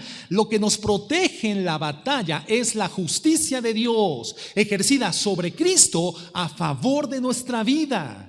Eso es lo que nos da protección. Tiene que ver entonces, hermanos, con estas obras de justicia que Dios ha preparado de antemano para que nosotros vivamos en ellas. Lo que protege nuestro corazón y los órganos vitales, por lo tanto, entonces, es la puesta por obra de la voluntad de Dios, la obediencia. Hermanos, ningún ataque del enemigo podrá penetrar en la coraza de justicia de una persona que vive en santidad. Ningún ataque, por bien articulado, por potente, que se cierna en contra de tu vida, podrá penetrar la coraza de justicia de tu redención en Cristo Jesús si tú vives en un ambiente de obediencia y de santidad hacia Dios. Pero si tú vives en desobediencia, tu corazón, hermano, y todos los órganos vitales están desprotegidos, y evidentemente vas a ser una presa fácil del diablo. No serás efectivo en la batalla, porque la manera de saber que somos salvos y que peleamos para Dios es a través de un fruto, hermanos, y ese fruto involucra la obediencia. La obediencia. La Biblia dice que Satanás anda como un león rugiente alrededor viendo a quién se devora, y Satanás sabe perfectamente bien quién vive en desobediencia. Hermanos, a Satanás no lo podemos engañar. Es potente, es añejo, tiene experiencia, tiene sabiduría carnal y terrenal. Sabe identificar a aquellos que no viven en obediencia, y los tales no tienen protección sobre su vida espiritual. 3.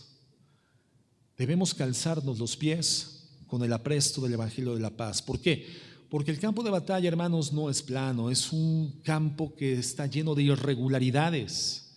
Por lo tanto, nosotros necesitamos estabilidad, y sin un calzado es imposible caminar con estabilidad. Lo que asegura nuestra firmeza, hermanos, es el apresto, el calzado del Evangelio de la paz. Lo que nos lleva a caminar en esta guerra es la paz que incorpora a nuestra alma la conciencia y conocimiento de que hemos sido perdonados y salvados en los méritos de Cristo y en su sangre derramada en el Calvario. Sabernos perdonados es lo que nos genera una vida de paz, tranquilidad, equilibrio, ecuanimidad, tranquilidad para tomar decisiones correctas, y ser conscientes de esta paz, que es el legado que Dios incorpora por la salvación, consciente a nuestras almas. Hoy nosotros podemos trasladar, transferir y compartir el Evangelio de la paz. Es hasta que tenemos paz para con Dios por medio de Cristo que podemos transmitir el mensaje del Evangelio. Hermanos, antes de esta realidad redimida, nuestro enemigo era Dios. Nuestro enemigo era Dios. Estábamos vencidos juntamente con Satanás. Lo único que podríamos esperar de Dios era su ira y ser enviados al infierno eternamente. Pero fíjate lo que dice Efesios 2, verso 4. Dice así: pero Dios, que es rico en misericordia, por su gran amor con que nos amó, aun estando nosotros muertos en pecados, nos dio vidamente junto con Cristo, porque por gracia somos salvos, y juntamente con Cristo nos resucitó, y asimismo nos hizo sentar en los lugares celestiales con Cristo Jesús. Tenemos paz para con Dios, hermanos, por medio de Jesús. Estas son las buenas noticias. ¿Y eso qué es lo que le da a un hijo de Dios? Saber esto que nos da equilibrio, estabilidad. Eso nos permite, hermanos, no ser deslizados en la batalla, y nos establece de forma tal que podemos en la paz encontrar la forma firme de permanecer y de avanzar con el apresto del anuncio del Evangelio de la paz. Pero hay muchos que quieren pelear esta batalla sin tener certeza ni siquiera de si su condición espiritual se encuentra en paz para con Dios, y tambalean, y son los que deslizan, son los que caen en la batalla. ¿Cómo es que Pablo pudo pelear con tanto denuedo esta batalla, hermanos, sin ceder un centímetro? Al menos no está narrado en la Escritura, un centímetro de su posición a Satanás. ¿Cómo Pablo pudo permanecer firme? Porque él estaba convencido de esto.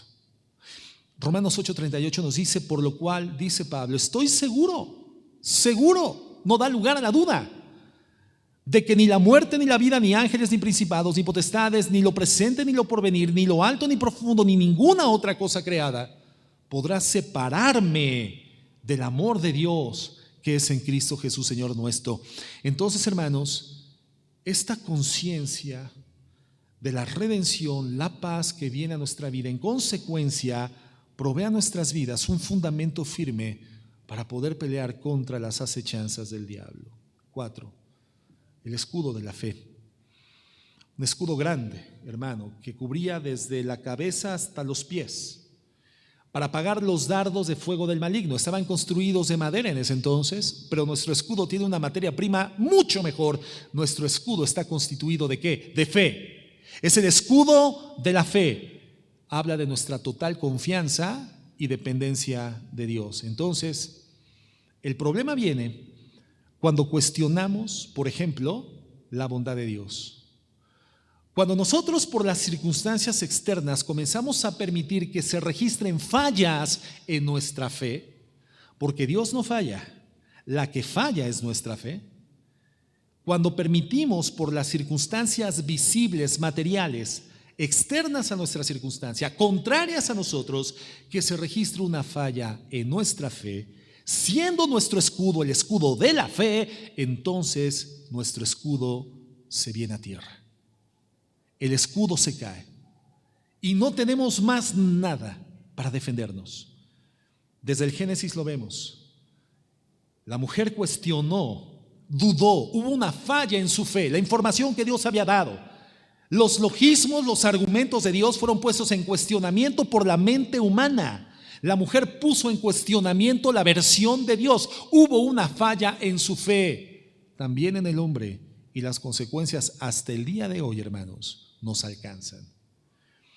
Cuando tú cuestionas a Dios, si no estás seguro de quién es Dios, si no crees de verdad que Él es galardonador de quienes les buscan, entonces, hermano, tu escudo se va a caer. Y lo que nos protege de las tentaciones del diablo es confiar en Dios. Poderle decir al Señor en el peor día de tu vida, en el día malo: Dios, a pesar de lo que vivo hoy, tú eres sabio, tú eres bueno. Tal vez no lo veo en ese momento, Señor, pero tú eres bueno. La fe, hermanos, es la convicción de lo que no vemos. Entonces, yo sé que Dios es bueno, aunque en este momento la vida me duela. Yo sé que la palabra de Dios es veraz, aunque obedecerla me sea difícil y me duela particularmente en este momento.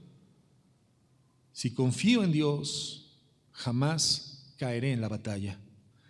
Jamás cederé a las trampas del diablo, porque por cuanto confío en Dios, todo lo demás, hermanos, sabré que es mentira. No es real, no es verdad.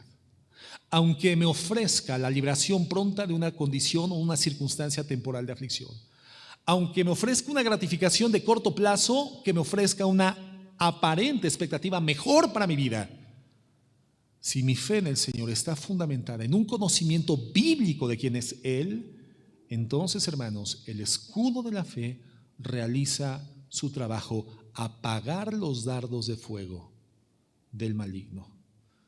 La incredulidad, entonces, lo que hace es ponernos frente a los miles de dardos de Satanás sin nada que pueda protegernos.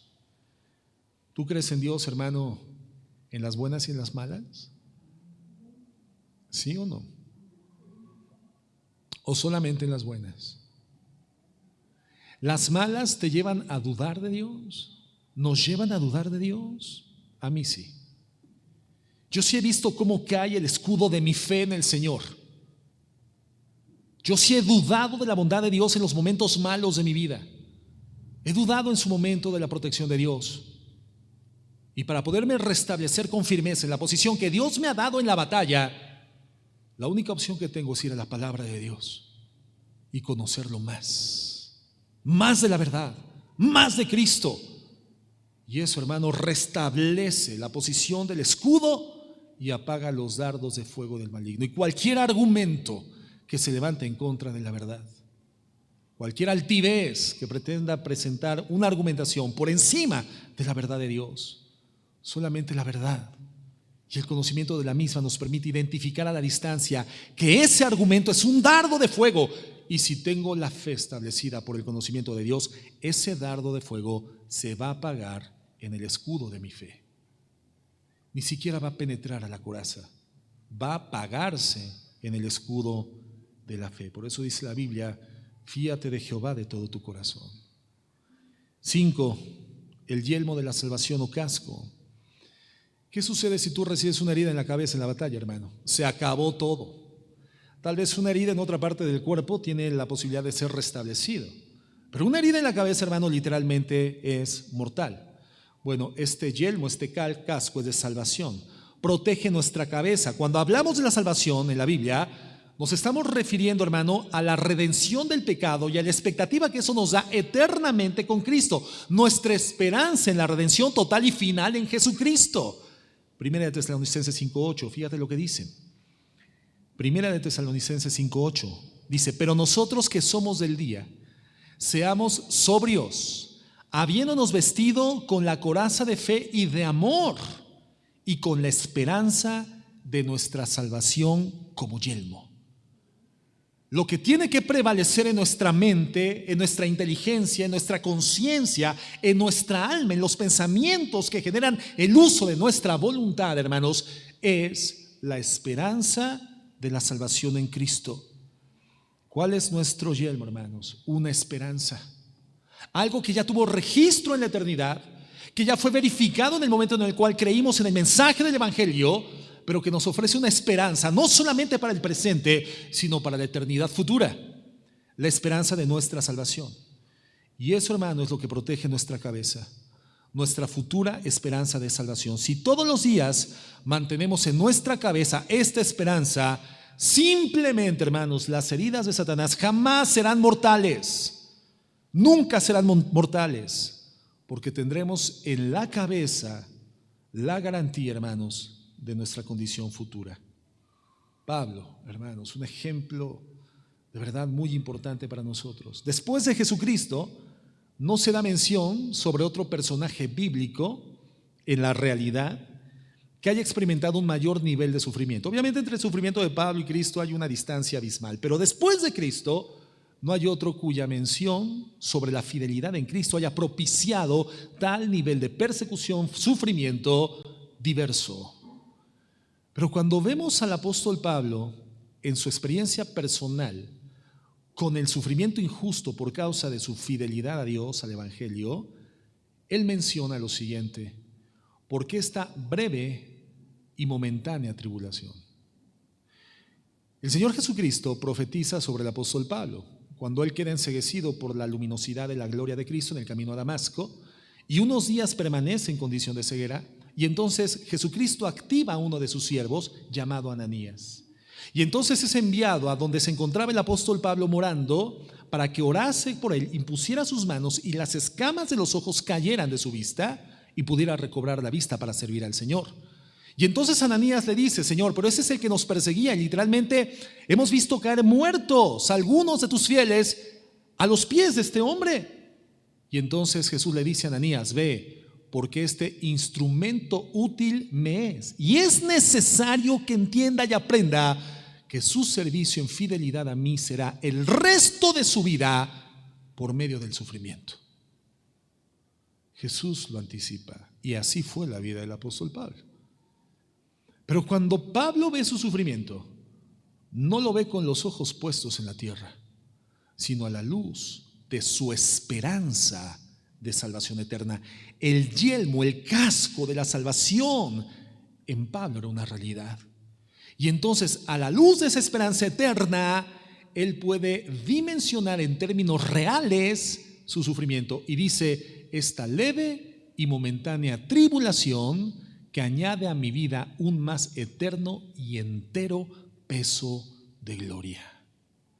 No solamente disminuía el calibre y la intensidad y la duración del sufrimiento, sino que además su sufrimiento a la luz de la eternidad generaba más gloria, más perfeccionamiento a la imagen de Jesucristo.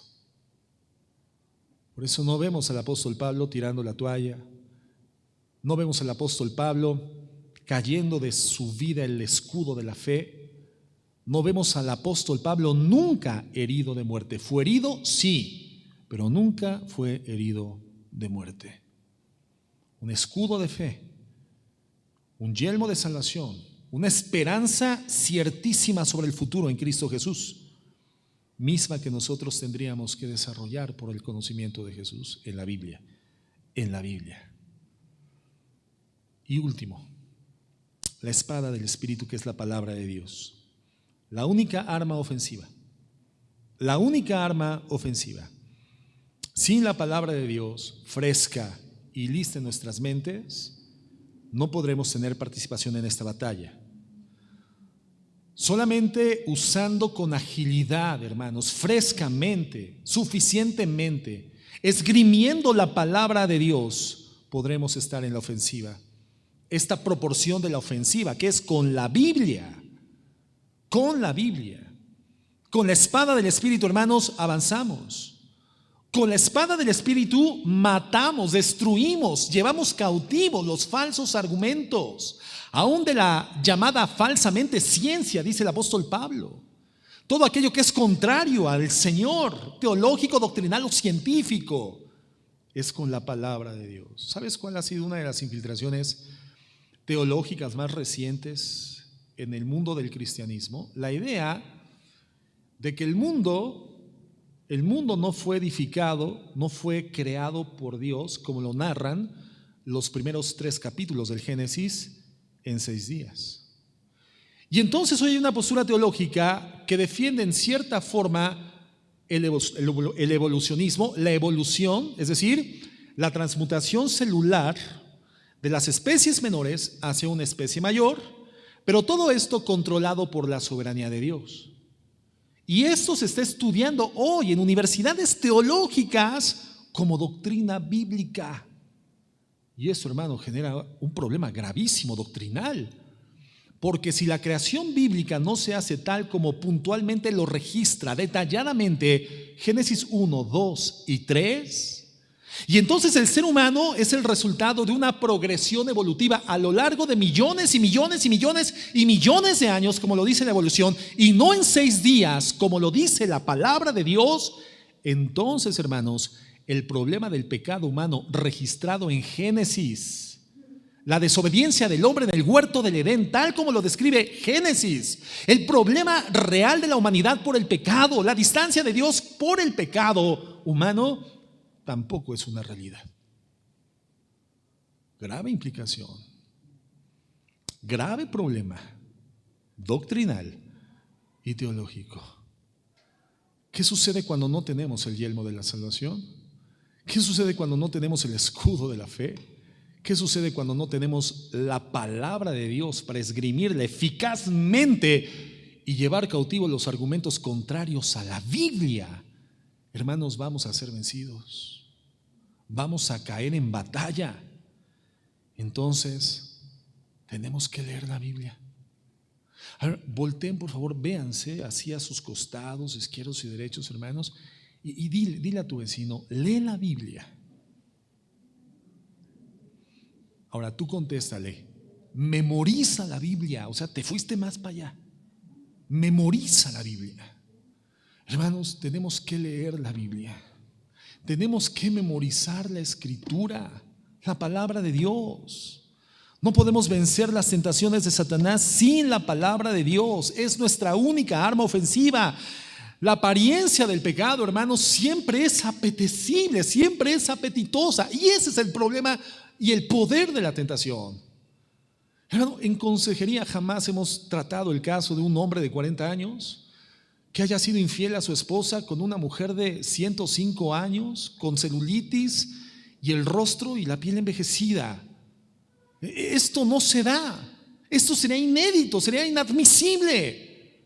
Porque el poder de la tentación se encuentra en su apetencia. Despierte el apetito del ser humano. Siempre es apetecible la tentación, agradable para los ojos.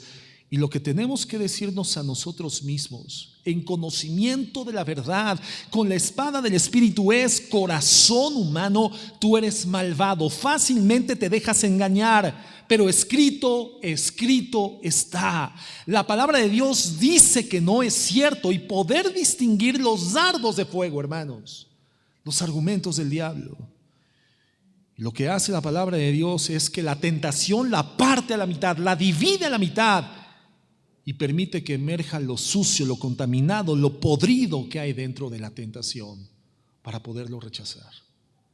Pero sin la palabra de Dios es imposible ni siquiera que nosotros podamos discernir la calidad y el contenido de nuestros propios pensamientos y de las intenciones de nuestro corazón humano. Sin la palabra de Dios es imposible no pecar. En mi corazón he guardado tus dichos para no pecar contra ti, dice la Escritura. Entonces nuestra carne nos miente todos los días. Es un enemigo infiltrado, asociado con Satanás, está dentro de nosotros, nos ataca a través de las tentaciones, y la inclinación a pecar todos los días solamente puede ser vencida a través de la Biblia. ¿Quién podría decir: pastor, yo recuerdo algunos días en la historia de mi vida donde no fui tentado? Hermanos, todos los días somos tentados. Todos los días fuimos tentados, somos tentados. Y el resto de nuestra vida, hermanos, será en ese medio ambiente definido como malo, terrorífico literalmente.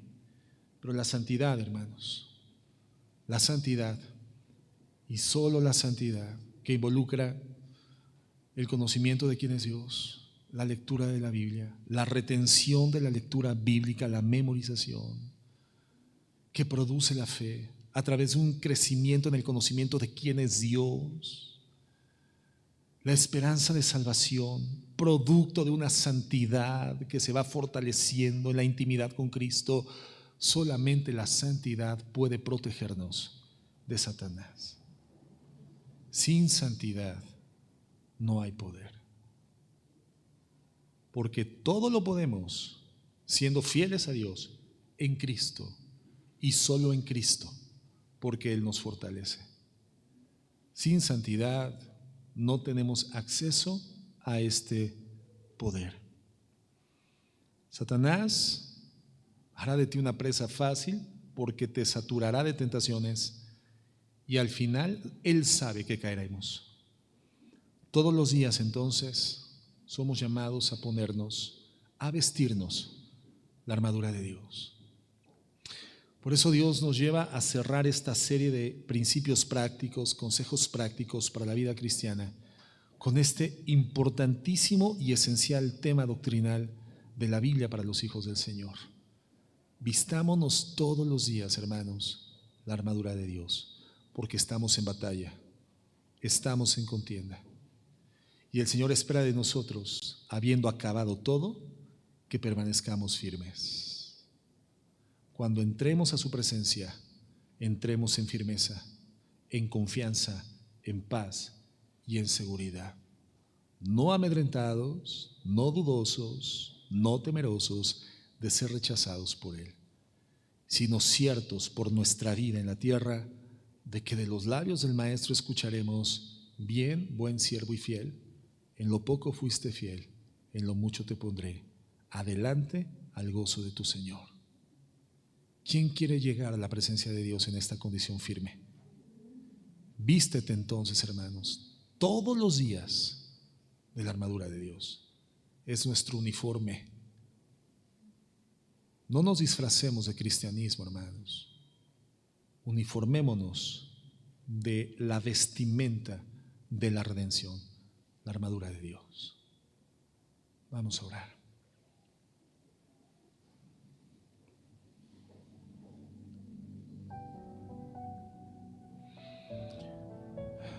Señor, gracias por tu palabra. No hay otra forma en la cual tú puedas pastorearnos por tu Espíritu Santo, sino por tu palabra.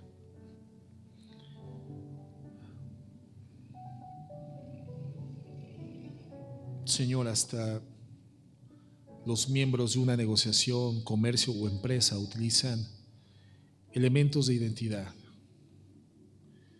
con los valores, con los principios, con los objetivos de ese comercio, de esa empresa. Hay lugares donde visten uniformes completos, porque el uniforme da identidad. Tú nos has dado una identidad que es reconocible en el mundo espiritual invisible. Una armadura, mi Señor, que representa un símbolo visible externo de algo que es interno e invisible, Señor, nuestra vida espiritual redimida por tu gracia. Nosotros somos llamados, mi Dios, a vivir ceñidos por la verdad. Somos llamados, mi Cristo, a vivir en la estabilidad de un cimiento sólido, como el de un calzado bien estructurado. Y ese calzado para nuestras vidas es el Evangelio de la paz. Somos llamados a vestir una coraza producto de nuestra justificación,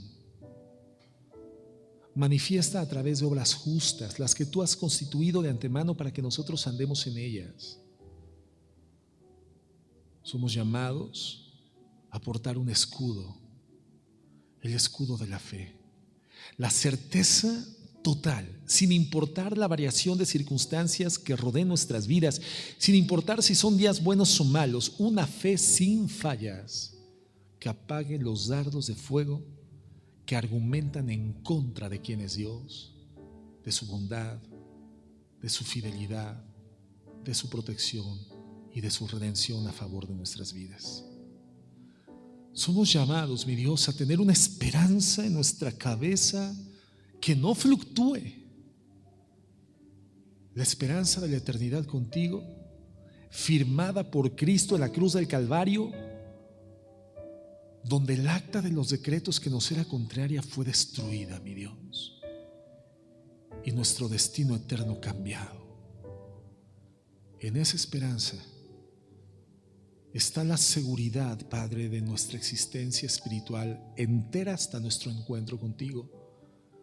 Y somos llamados a conocer la verdad, a conocerte a ti por y a través de y solo de la Biblia. Y poder apreciar el pensamiento teológico, por supuesto que sí, pero ceñidos de la verdad, teniendo como firme ancla de nuestra alma solo tu palabra, mi Dios,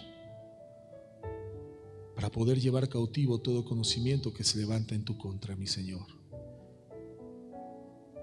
Somos llamados a vivir en redención y a identificarnos en el mundo espiritual, invisible, vestidos de estos valores eternos. Mi Dios, ayúdanos a ser contendientes eficaces, sometidos a tu voluntad, con la capacidad y peso espiritual para resistir, y en lo espiritual ver al diablo huir de nuestra vida. Seremos heridos, sí, pero ninguna herida será de muerte. Llegaremos a la presencia de Dios con cicatrices generadas en la contienda, en la batalla, sí, porque es encarnizada, pero llegaremos vivos y llegaremos firmes, confiados en ti, mi Dios, con una fe más brillante que el oro purificado, en honra y en gloria y alabanza de tu nombre. En aquel día, mi Dios. Pero ese día se está construyendo desde aquí. Esa firmeza hoy a nosotros nos toca construirla para la gloria de tu nombre. Gracias, mi Dios. En el nombre de Jesús, amén y amén.